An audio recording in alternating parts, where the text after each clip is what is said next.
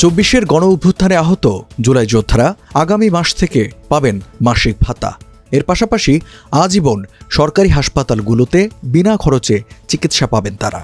শহীদ পরিবারের জন্যও থাকছে সরকারি চাকরিতে অগ্রাধিকার।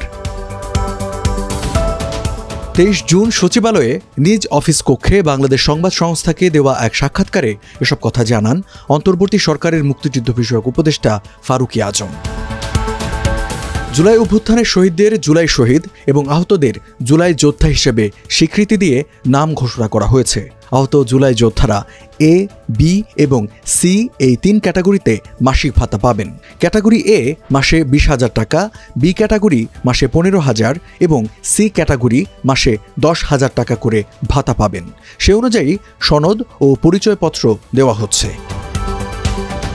এ বিষয়ে উপদেষ্টা ফারুকী আজম জানান, গ্যাজেট আকারে ৮৩৪ জন জুলাই শহীদের তালিকা প্রকাশিত হয়েছে। সে অনুযায়ী প্রত্যেক জুলাই শহীদ পরিবার এককালীন ৩০ লাখ টাকা পাবে। এর মধ্যে ২০২৪-২৫ অর্থ বছরে প্রত্যেক পরিবারকে ১০ লাখ টাকা দেওয়া হয়েছে জাতীয় সঞ্চয়পত্রের মাধ্যমে, আর বাকি ২০ লাখ টাকা দেওয়া হবে ২০২৫-২৬ অর্থ বছরে, অর্থাৎ আগামী জুলাই মাসে জাতীয় সঞ্চয়পত্রের মাধ্যমে।